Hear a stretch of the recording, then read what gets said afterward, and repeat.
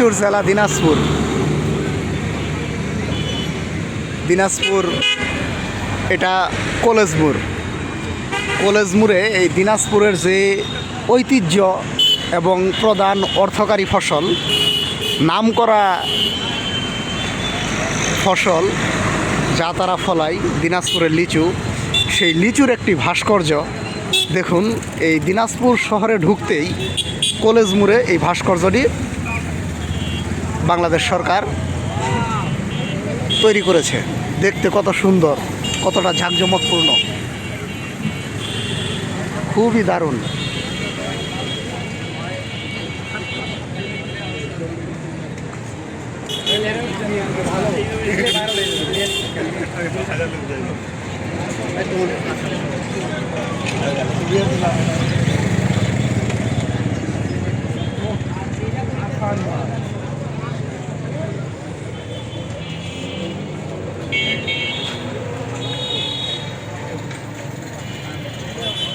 দেখতে পেলাম দুটি পাতা এবং দুটি লিচু, আর এই পাশে